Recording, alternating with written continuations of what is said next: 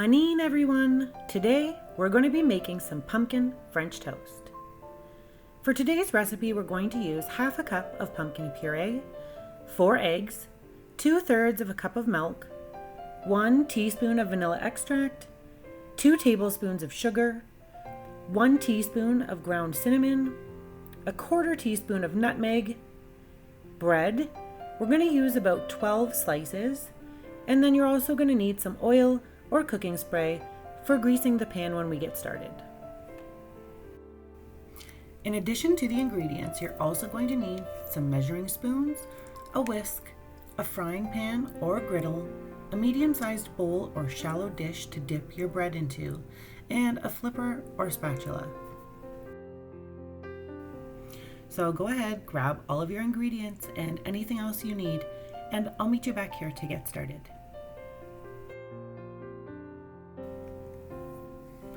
Okay, so I'm pretty sure I've got everything I need. We're gonna get started with our eggs. So we've got 4 eggs. Go ahead and crack those into your shallow dish or bowl.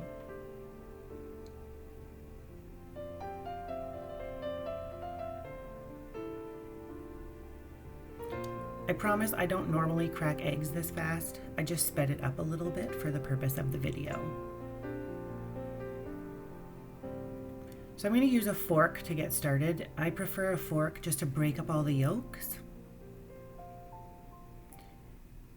But go ahead and mix up your eggs.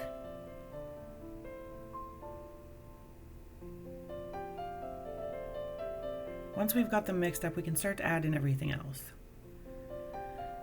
So now we're going to add 3/4 of a cup of milk.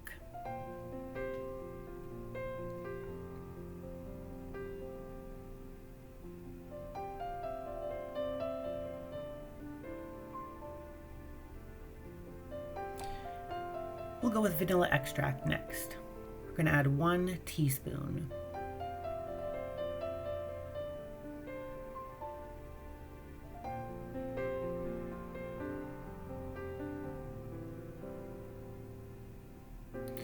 And some sugar. 2 tablespoons of sugar we can go ahead and add into the egg mixture. Ground cinnamon. We're going to use 1 teaspoon.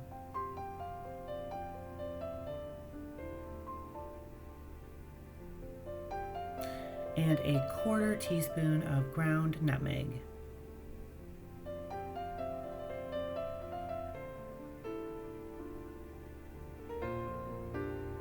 So we're going to want to go ahead and mix everything together now.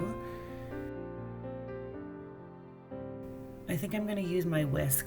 I think I just find now that the whisk will do a better job at getting everything mixed all together.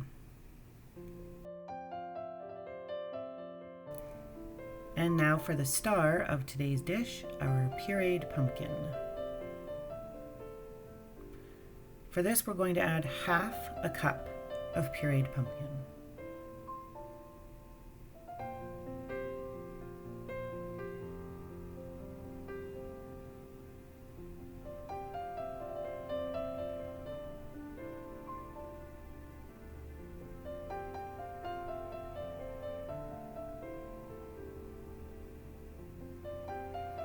Go ahead, add that into your egg mixture.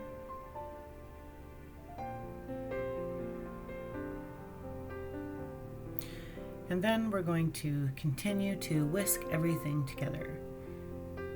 It does take a little bit to get the pumpkin whisked in to make the mixture nice and smooth, but I promise if you work hard at it, it will work.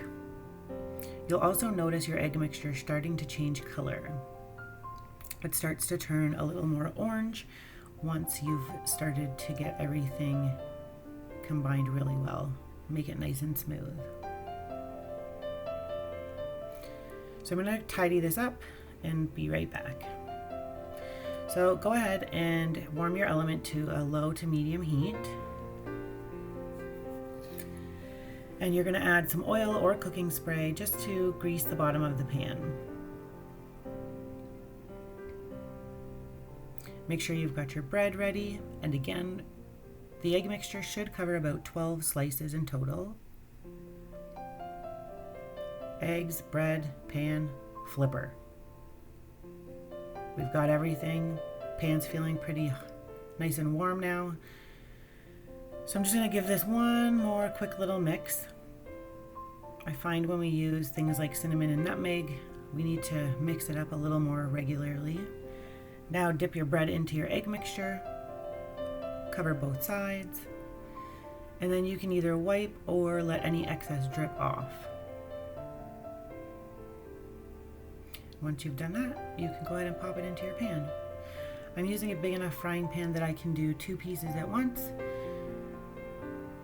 Depending on what you're using and the size of what you're using, just fill it up so that your bread covers it evenly. This is a messy task, so make sure you wash your hands in between.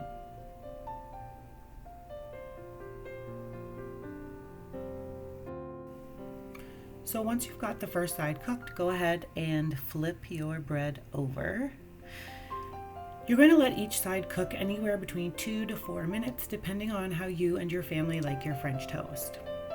Notice how when I flipped over my bread, you can see that it's kind of got an orangish brown toast to it. I think it looks beautiful. It's starting to smell delicious, and it really resembles pumpkin to me with that orange color.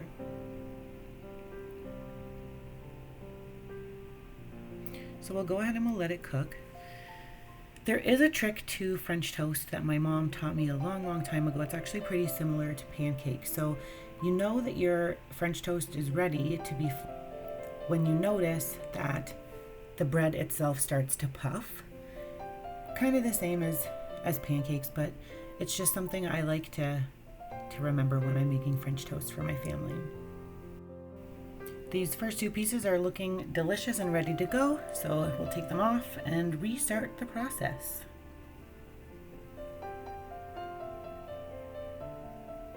Remember to wipe or shake off any of the excess batter before placing it into your pan. And again, we're going to let them cook for 2 to 4 minutes on each side.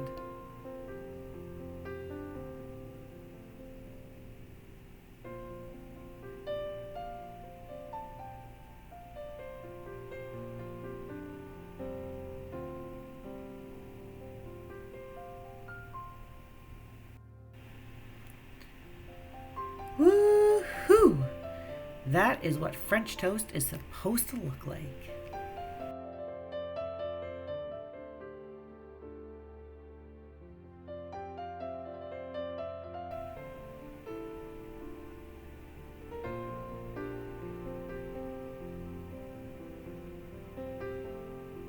The bread's starting to puff.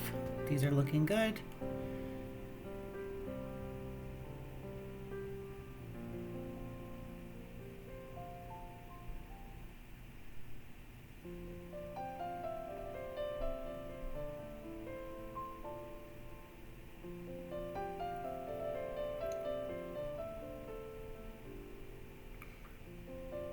They're nice and toasted, just the way my kids like them. And there we go, we've got some pumpkin French toast. Thanks for joining us today, and until next time, Ona.